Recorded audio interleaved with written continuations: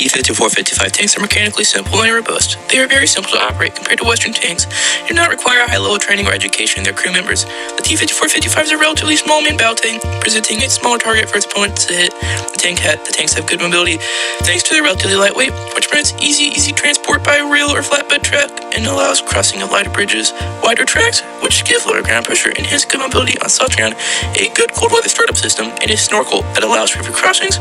According to Saluga, by the standards of the 1950s, the T-54 was an excellent tank, combining lethal firepower, excellent armor protection, and good reliability, while remaining a significantly smaller and lighter tank than its NATO contemporaries, the US M48 Patton tank and the British Centurion tank. The 100mm D-10T tank gun of the T-54 and T-55 were also more powerful than its Western counterparts at the time.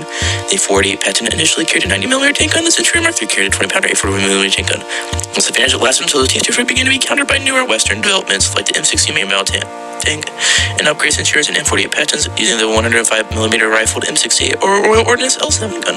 Due to the lack of a sub-caliber round for the 100mm gun, the tank's simple fire control systems, the T-54-55 was forced to rely on heat-shaped charges ammunition to engage tanks at long range well into the 1960s. Despite the relative inaccuracy of this ammunition at long ranges, the Soviets considered this acceptable for potential European conflict until the development of composite armor began to reduce the effectiveness of heat warheads and sabot rounds were developed for the D-10 tank gun.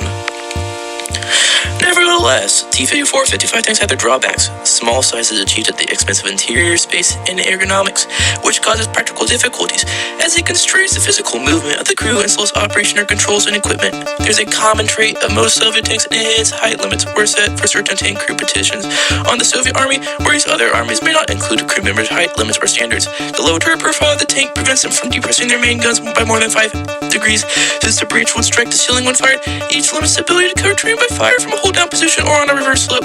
As in most tanks of that generation, the internal ammunition supply is not shielded, increasing the risk that the immediate penetration of the fighting compartment could be a catastrophic secondary explosion. The T-54 lacks NBC protection, a revolving turret floor, which complicate the crew's operations.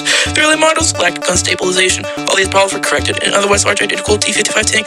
Together, the T-54 type tanks have been manufactured in the tens of thousands, and many still remain in reserve or even in frontline use among lower technology fighting forces. Abundance and age together make these tanks cheap and easy to produce. While the T-54-55 is not a match for modern-day battle tanks, armor and ammunition upgrades can rapidly improve the old vehicle's performance to the point that it cannot be dismissed on the battlefield.